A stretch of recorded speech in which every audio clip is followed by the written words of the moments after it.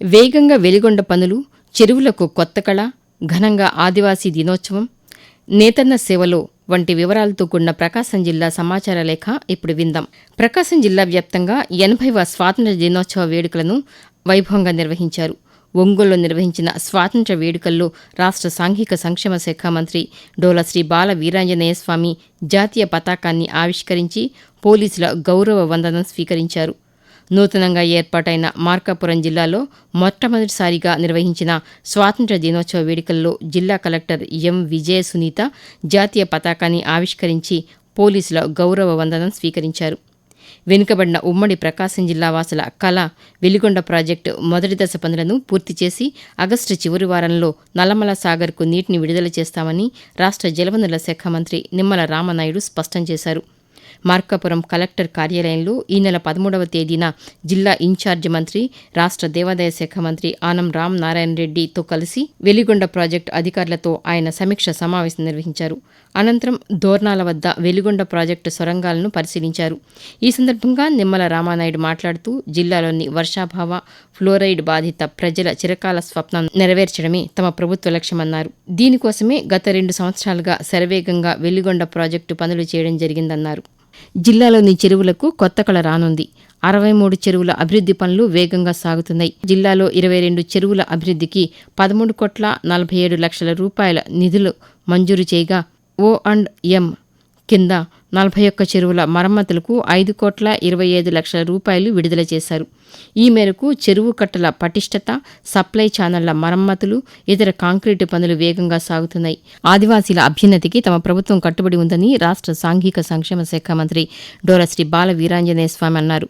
ప్రపంచ ఆదివాసీ దినోత్సవం ఈ నెల 9వ తేదీన ఒంగోలులోని గిరిజన భవనంలో నిర్వహించిన వేడుకల్లో ఆయన ముఖ్య అతిథిగా పాల్గొన్నారు. ఈ కార్యక్రమంలో ఒంగోలు శాసనసభ్యులు దామచర్ల జనార్దన్ రావు, జిల్లా అధికారులు పాల్గొన్నారు. తొలుత అల్లూరి సీతారామరాజు, ఇతర గిరిజన వీరుల చిత్రపటాలకు పూలమాలలు వేసి శ్రద్ధాంజలి ఘటించారు. ఈ సందర్భంగా ఆదివాసీలు ఒంగోలు నగరంలో నిర్వహించిన ప్రదర్శన ఆకట్టుకుంది. ఒంగోలులోని కలెక్టర్ కార్యాలయంలో ఈ నెల 7వ తేదీన 12వ జాతీయ చేనేత దినోత్సవాన్ని ఘనంగా నిర్వహించారు. జిల్లా రెవెన్యూ అధికారి వెంకటరమణ అధ్యక్షతన నిర్వహించిన సమావేశంలో జిల్లా అధికారులు, చేనేత కార్మికులు పాల్గొన్నారు. ఈ సందర్భంగా జిల్లాలోని 891 మంది లబ్ధిదారులకు ఒక్కొక్కరికి 25,000 రూపాయల చొప్పున ఆర్థిక సహాయం చెక్కులను అందించారు. ఈ సందర్భంగా ఆయన మాట్లాడుతూ ప్రాచీన కళా వైభవానికి ప్రతీక చేనేత అన్నారు. చేనేత కార్మికుల సంక్షేమం కోసం ప్రభుత్వం ఎన్నో పథకాలను అమలు చేస్తోందన్నారు. గ్రామీణ ప్రాంత ప్రజలకు మరింత లబ్ధి చేకూర్చే లక్ష్యంతోనే వీబీజీ రామ్జీ పథకం తీసుకురావడం జరిగిందని ప్రకాశం జిల్లా నీటి యాజమాన్య సంస్థ డ్వామా పథక సంచాలకులు జోసెఫ్ కుమార్ అన్నారు. ఒంగోలులోని డ్వామా కార్యాలయంలో ఈ నెల 11వ తేదీన వీబీజీ రామ్జీ పథకంపై స్థానిక సంస్థల ప్రజాప్రతినిధులకు అవగాహన కార్యక్రమాన్ని నిర్వహించారు. ఈ సందర్భంగా జిల్లా పరిషత్ చైర్మన్, జెడ్పీటీసీలు, ఎంపీటీసీలకు నూతనంగా తీసుకువచ్చిన వీబీజీ రామ్జీ పథకం లక్ష్యాలు, ఇందులో చేపట్టడానికి అవకాశం ఉన్న పనులు వంటి వివరాలపై అవగాహన కల్పించారు. అనంతరం జోసెఫ్ కుమార్ మాట్లాడుతూ వీబీజీ రామ్జీ పథకం కింద 318 రకాల పనులు చేపట్టవచ్చన్నారు. ఇందులో శ్రామికులకు 125 రోజుల పని కల్పించడం జరుగుతుందన్నారు. సమస్యల పరిష్కారానికి మధ్యవర్తిత్వం ఉత్తమ పరిష్కార వేదికని ప్రకాశం జిల్లా ప్రధాన న్యాయమూర్తి ఏ. సత్యానంద్ తెలిపారు.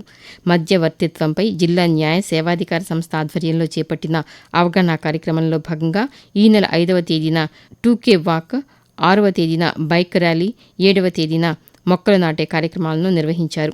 ఈ సందర్భంగా జిల్లా ప్రధాన న్యాయమూర్తి ఏ. సత్యానంద్ విలేకరులతో మాట్లాడుతూ 3వ మధ్యవర్తిత్వం కార్యక్రమాన్ని ప్రస్తుతం ప్రారంభిస్తున్నామన్నారు. జిల్లాలో మధ్యవర్తిత్వంపై శిక్షణ పొందిన 36 మంది అధికారులు అందుబాటులో ఉన్నారన్నారు. ఇప్పటి వరకు మీరు ప్రకాశం జిల్లా సమాచార లేఖ విన్నారు. రచన ఎంవీఎస్ ప్రసాద్. ఆకాశవాణి ప్రకాశం జిల్లా ప్రతినిధి. సమర్పణ ప్రాంతీయ వార్తా విభాగం, ఆకాశవాణి విజయవాడ కేంద్రం.